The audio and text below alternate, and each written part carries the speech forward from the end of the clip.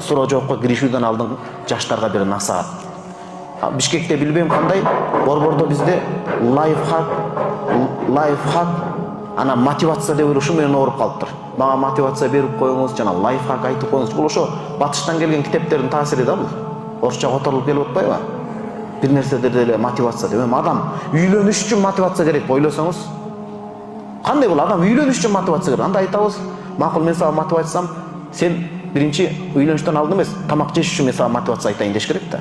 Эч ким жатып албайт деметип өзөрүпчү мен. Тамак аш жеш үчүн молдоке келип мотивация айтып койчу мага депчи. Ал муктаждык кал. Адам айттырбай эле жейт. Мен ушундай даражага түшүп кеттикпи дегенде мен таң калам.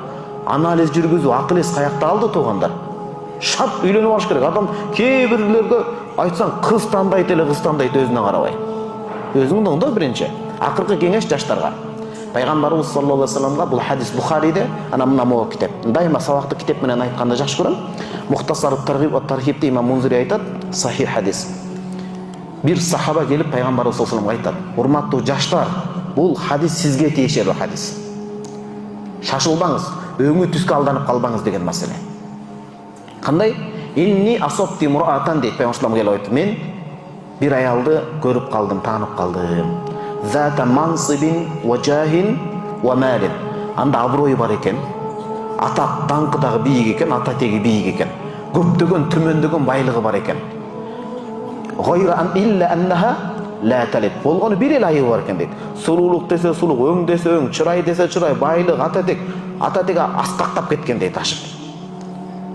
Бүт бардыгы бар экен го, болгон жалгыз айып ал төрөбөйт экен дейт. Афа атазавважуга, мен үйлөнөм бошого, ошол аялга үйлөнөйүнбү? Шундай кызыгып турам. Эгер үйлөнсөңүз, чүр барып азыр үйлөнө турган болом, шыр барып азыр дейт.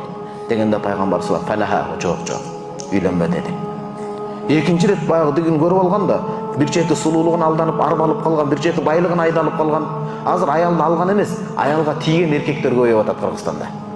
Сиз жаңылыш уккан жоксуз, туура эле уктуңуз, бою кичине молдаган туура эле айтып атат. Аялды алган эмес, тийген эркектер көбөйүп атат азыр.